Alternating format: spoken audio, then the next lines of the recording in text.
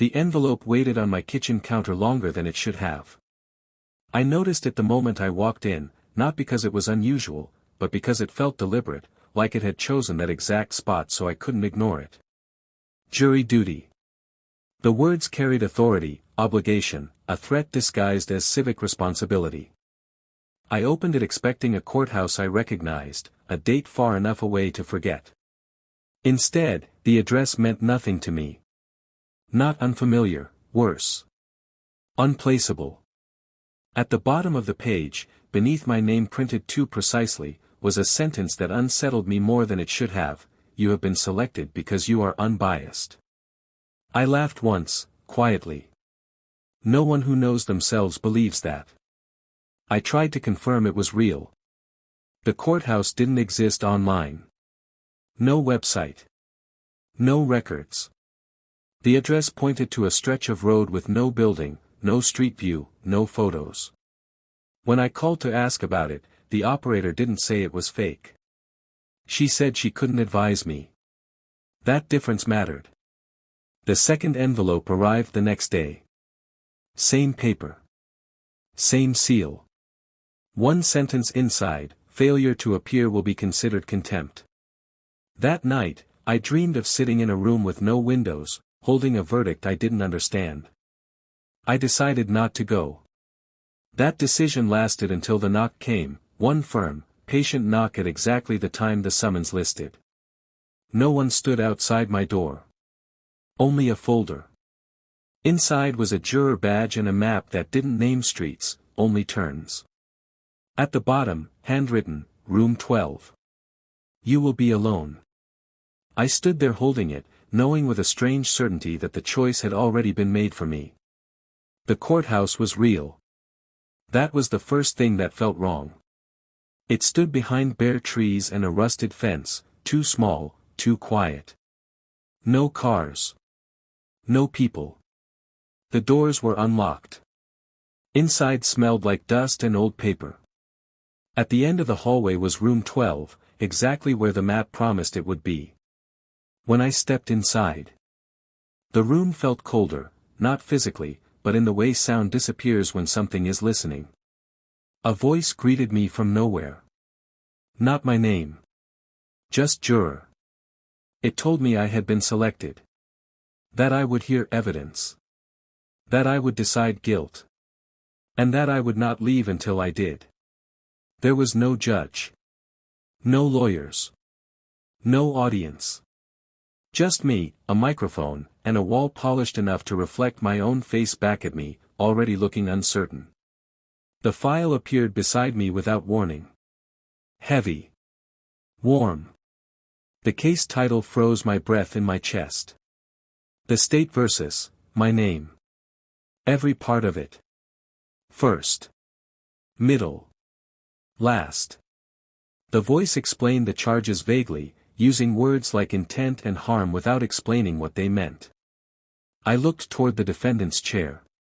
It was empty. That emptiness felt temporary. The evidence began harmlessly. School records. Addresses. Photos. Then it slipped into things no one should have had: private messages, old passwords, thoughts I had written down and destroyed. Worse were the inconsistencies. A photo where someone stood beside me who hadn't been there. A sentence attributed to me that didn't feel like mine, but felt close enough to doubt myself. Then I saw the date on the police report. Tomorrow. More documents followed. Missing person notices. Security footage timestamps dated days ahead. Evidence of actions that hadn't happened yet. The voice said evidence wasn't limited by my experience of time. That's when I realized this wasn't a trial about the past. It was a trial about inevitability. The first video played. My apartment hallway. A camera angle I didn't own. Me stepping out of my door while I knew I'd been asleep. The figure smiled at the camera, a smile that didn't belong to me. When the video ended, I felt something shift inside my chest, like a truth loosening its grip. The voice asked if I recognized the defendant. I said it looked like me. It asked if it behaved like me. I said no. The room seemed pleased. That was when I understood the trap. This wasn't about whether I was guilty. It was about whether I could separate myself from what I was capable of. Letters appeared in the file. Typed. Unsigned. Addressed to me. They said I had wanted this. That I had asked for parts of myself to disappear. That the defendant was built from wishes I pretended not to make. I wanted to deny it. I couldn't. The recordings were worse. My voice confessing to things I had never admitted out loud, small cruelties, selfish thoughts, moments of quiet satisfaction at others' failures. Not crimes. Foundations. The room didn't accuse me of being evil. It accused me of being unfinished. Photos followed. Places I didn't remember visiting. Objects I recognized but couldn't explain. One image showed my mother's lost ring in a gloved hand. The report referred to the incident without ever naming it. In the margin, barely visible, "You will understand when you arrive." The voice told me to deliberate. Alone. As if there were other opinions to weigh. As if guilt and innocence were separate things.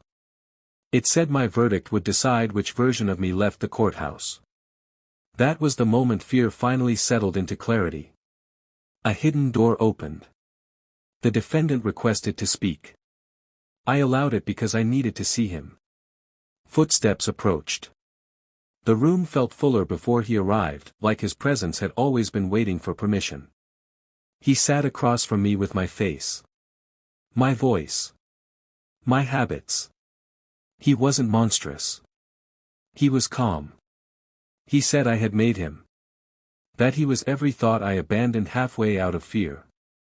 He didn't deny the future evidence. He explained it. He offered me relief. Acquit him, and he would carry the guilt. Convict him, and I would keep pretending I was separate from my actions. He said justice wasn't punishment, it was ownership. And he asked which of us deserved to be real. The voice warned me not to negotiate. He smiled, unafraid. He belonged here. I realized then this courtroom wasn't built to judge monsters. It was built to protect them by giving them somewhere else to put blame. When I spoke the word guilty, it felt final. Heavy. The room accepted it instantly. Too instantly. The defendant didn't resist. He only watched me, like he was waiting for something else to finish. The world shifted. I was no longer at the juror table. I was in the defendant's chair. Across from me sat someone with my face, afraid, breathing fast, holding a juror badge. I understood too late. The courtroom doesn't punish the worst version of you. It traps the one who thinks guilt can be placed somewhere else. As the door opened and footsteps retreated, the monitor went dark, and the voice spoke one last time, "Court is adjourned." And I was left alone, holding the verdict that had already decided who I was.